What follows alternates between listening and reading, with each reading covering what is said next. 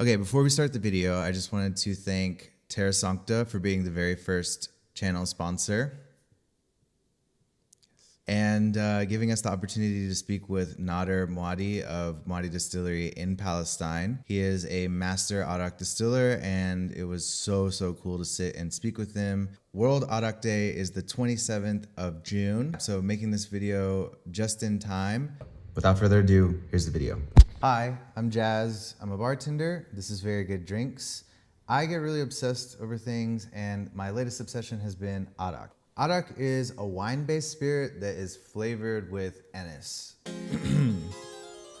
Dating back to the 9th century, the history of Arak actually starts with the history of spirits. Spirits themselves start in sort of a scientific manner. There are these Arabic scholars who are busy creating algebra and chemistry, but at the same time, they are distilling things. It wasn't meant for drinking. In fact, they were mostly Muslim and drinking is not really permitted. All these people all around the world are fermenting. Everybody has their own fermented beverages, but the pot still and distillation start to seep out around the world, and eventually to where we start getting spirits from other parts of the world.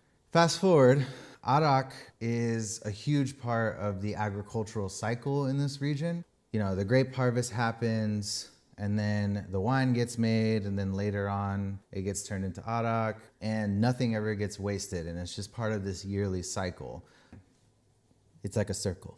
This circle of grape life, this grape circle, this crop circle,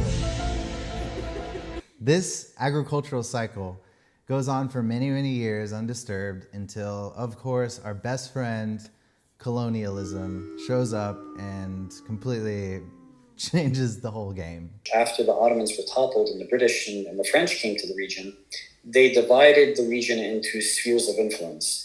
And Syria and Lebanon became French colonies, while the southern countries of Levant, Jordan, Palestine, as well as Iraq, became British colonies. The French, actually, they very much supported home distillation and winemaking in general. To them, they were saying that, we want to tax these people. The more products and exports they can make, the more we can tax. And they already had this rich history of winemaking and distillation. The British had a more sophisticated taxation system. And they decided that what they would do is they would completely outlaw home distillation.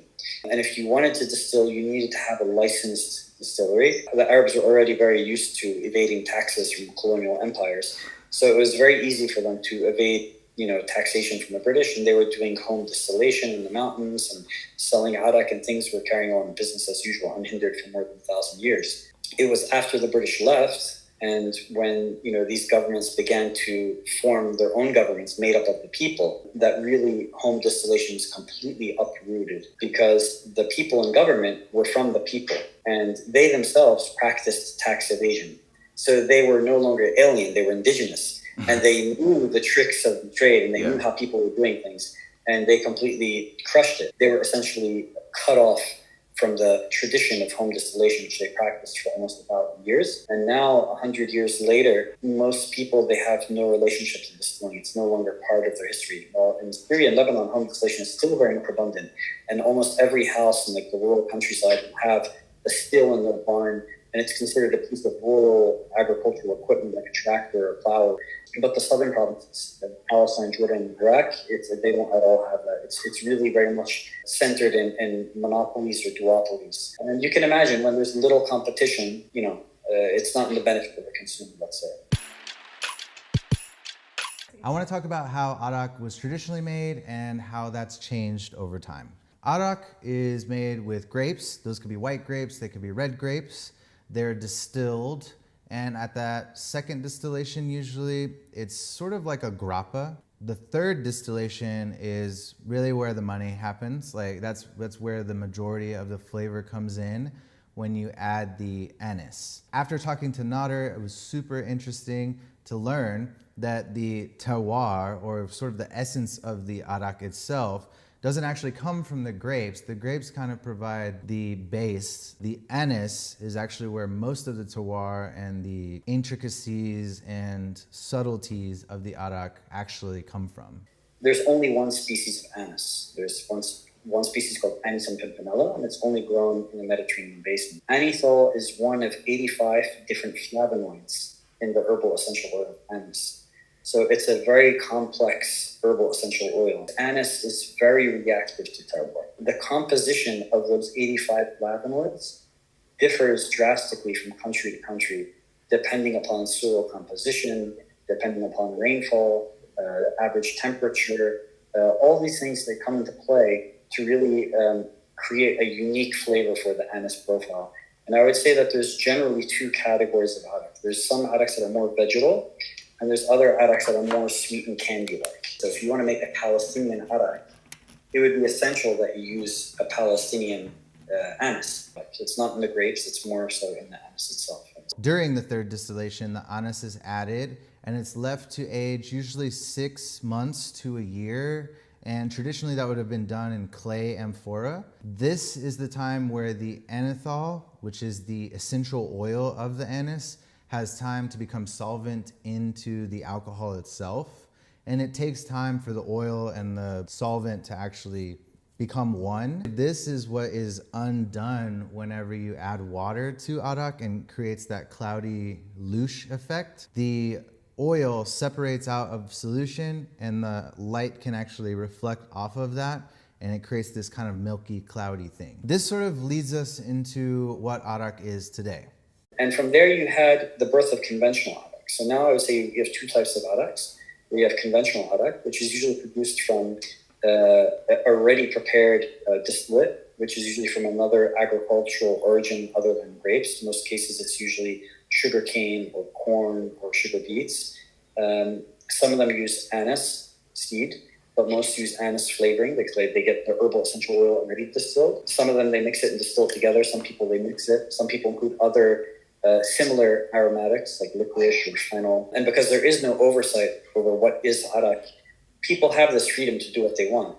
Traditional arak and conventional arak, these are made up terms. There's actually nothing protecting this spirit. There aren't any rules. There's no government regulation like you would have with bourbon or with mezcal saying this is how you make it. You have to follow these processes in order for it to be called arak.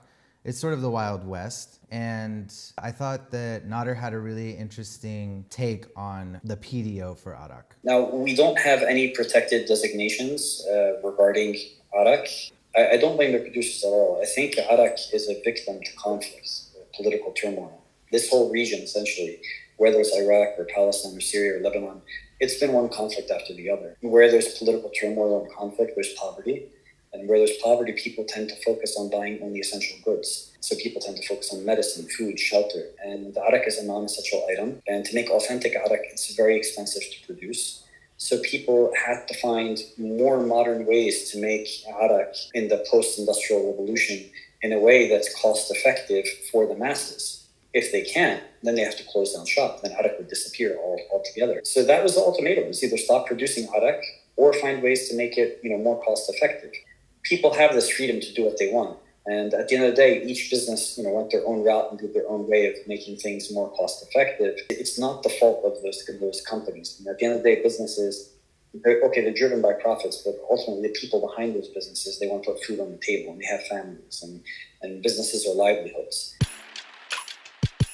Conventional arak, even though it's palatable and the masses drink it, and it's by far the majority of what is produced today and the majority of what is consumed today. So there is a large market for it. I don't think it's comparable with the traditional arak, but a lot of people were led to believe that this is traditional arak. And a lot of people didn't like it. And those who didn't like it abandoned that.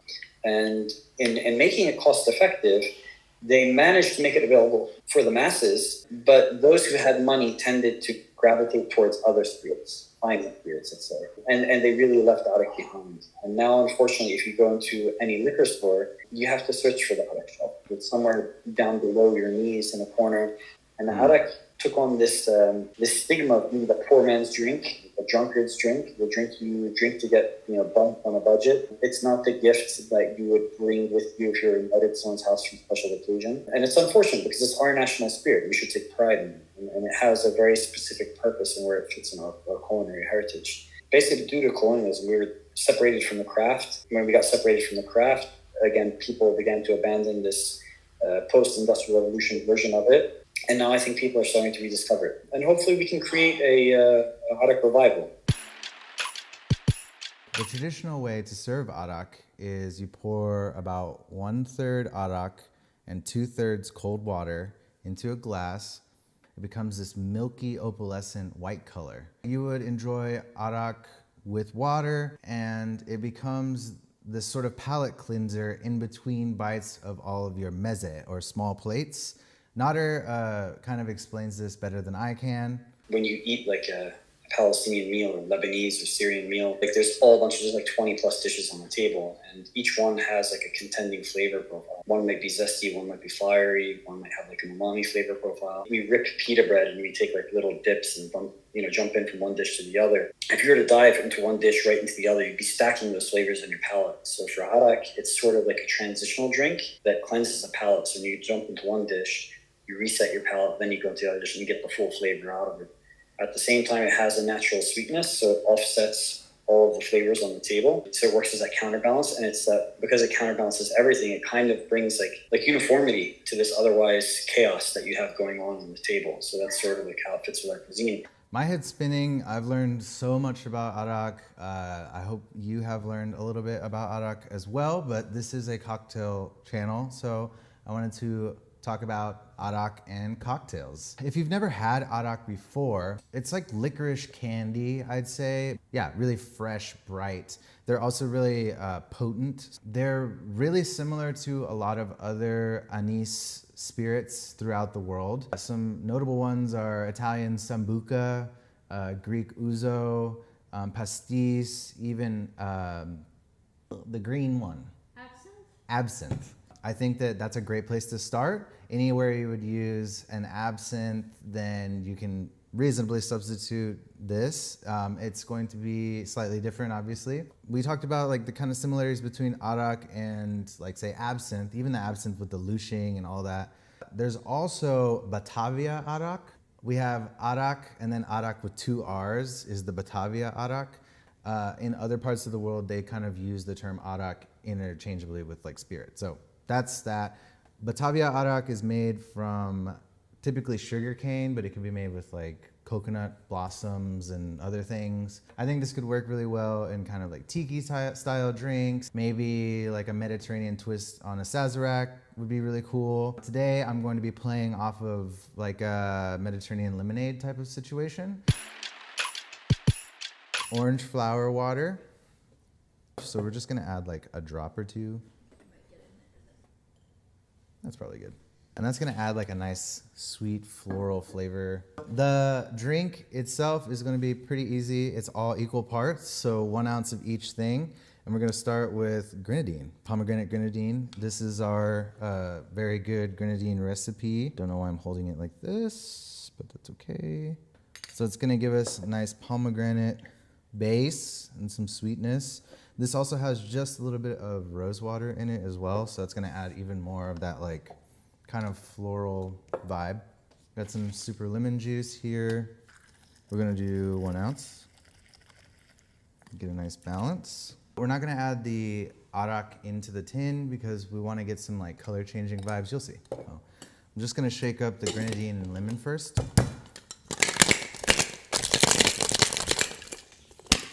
Cool. I'm gonna add 1 ounce of soda.